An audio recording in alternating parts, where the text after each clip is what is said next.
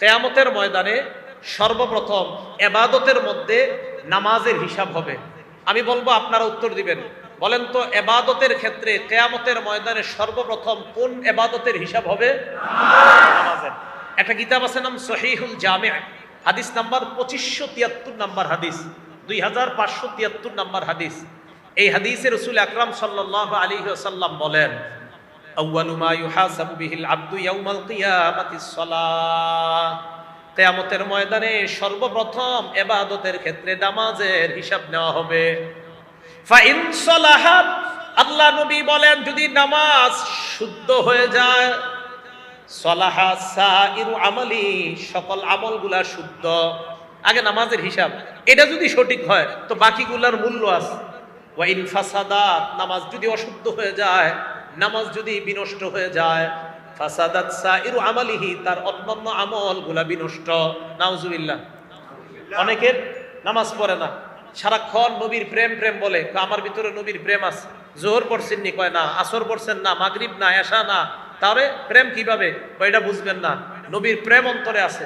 নামাজ না পড়লে নবীর প্রেম, এটা একদম মিথ্যা কথা, এটা ভণ্ডামির পরিচয়।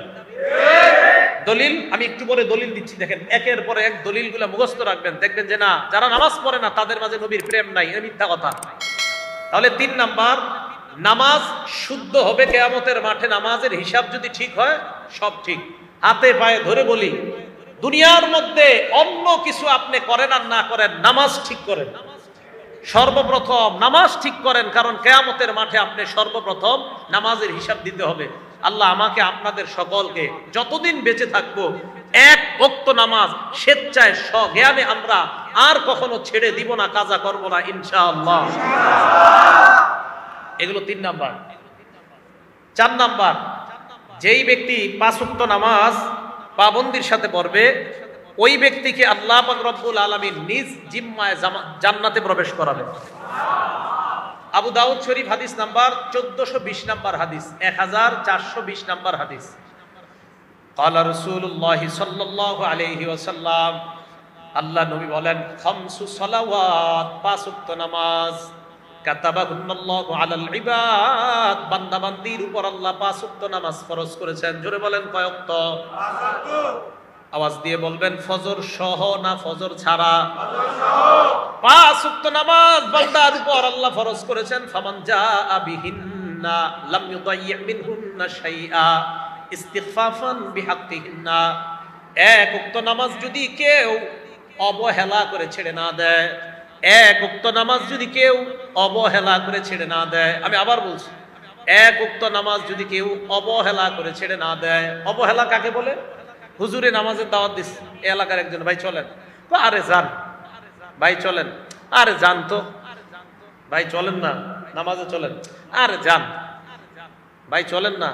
এই যে আরে যান, অবহেলা, ব্যাপার না, এটা কোনো ব্যাপার না, যান হুজুর পড়বো কালকে, মানে ব্যাপার না। নবীজি বলেন, অবহেলা করে 1 ওয়াক্ত নামাজ ছাড়বে না। কানা লাহু আহদুন ইনদাল্লাহ আইয়ুদখিলাহুল জান্নাহ।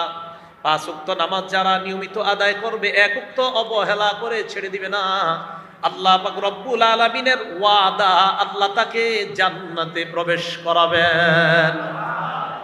5 ওয়াক্ত নামাজ নিয়মিত আদায় করলে আল্লাহ তাকে জান্নাতে প্রবেশ করাবেন। আল্লাহ আমাদের সকলকে 5 ওয়াক্ত নামাজ পাবন্দির সাথে আদায় করার তৌফিক দান করেন। নামাজের উপকারিতা নাম্বার 5, যেই ব্যক্তি নিয়মিত নামাজ আদায় করবে, আল্লাহ তাকে অস্থিরতা থেকে মুক্তি দান করবেন।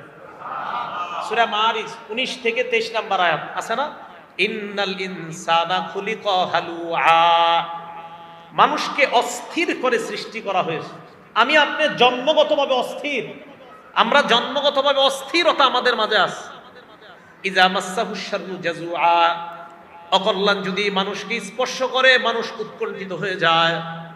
ওয়া ইযা মাসসাহুল খায়রু মানুআ, 5 তালা 10 তালা বাড়ির মালিক হয়ে গেলে মানুষ কৃপণ হয়ে যায়, বকিল হয়ে যায়। অকল্যাণ ধরলে উৎকণ্ঠিত হয়ে যায়। আর মানুষকে যখন কল্যাণ ধরে, টাকা পয়সা আসে, তখন ওই ব্যক্তিটা কৃপণ হয়ে যায়, টাকা দিতে চায় না, দান করতে চায় না, সদকা করতে চায় না।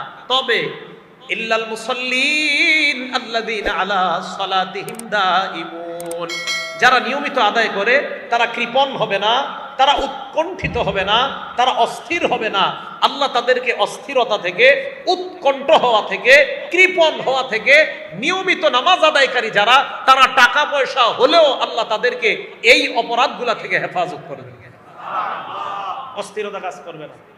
টাকা, এই 5 নাম্বার উপকারিতা।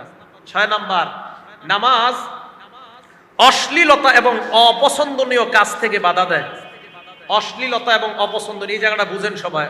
আমাদের অনেক যুবক ভাইয়েরা কয়, হুজুর এত নামাজ পড়ি, নামাজ পড়ার পরেও তো আমি খারাপ কাজ ছাড়ি না, আমি খারাপ কাজ ছাড়ি না। সূরা আনকাবুতের 45 নম্বর আয়াত আল্লাহ বলেন, ইন্নাস সালাতা তানহা আনিল ফাহশাই ওয়াল মুনকার, নিশ্চয়ই নামাজ অশ্লীলতা এবং অপছন্দনীয় কাজ থেকে বাধা দেয়। একটু বুঝেন, আজকে এশার নামাজ পড়লেন যারা, এশার নামাজ মনে করেন 25 মিনিট লাগলো আপনার পড়তে। আচ্ছা, যেই যুবকরা অভিযোগ দেন যে আমরা তো হুজুর জুমার নামাজ পড়ি আর পরের জুমাটা পড়ি, মাঝখানে আর কিচ্ছু পড়ি না, আছে না একদল এরকম, এক জুমা আরেক জুমা মাঝখানে আর পড়ে না, তো ওনারাও বলে হুজুর নামাজ তো পড়ি, অশ্লীলতা থেকে তো আমরা বাঁচতে পারি না, গত 6 দিন কিন্তু নামাজ পড়ে না। আচ্ছা বলেন তো, 1.5 ঘন্টায় 6 দিনে কয় ঘন্টা হয়? প্রতিদিন 1.5 ঘন্টা হলে 9 ঘন্টা। প্রতিদিন 1.5 ঘন্টা হলে 6 দিনে কয় ঘন্টা হয়? 9 ঘন্টা। কিভাবে? আপনি 5 ওয়াক্ত নামাজ যদি মোটামুটি ভাবে পড়েন 1.5 ঘন্টা লাগবে 5 ওয়াক্ত, তো 1.5 ঘন্টায় 6 দিনে হয় 9 ঘন্টা। এই 9 ঘন্টা তো আপনি গুনাহ করবেন না, এটা নিশ্চিত। বুঝাইতে পারি নাই?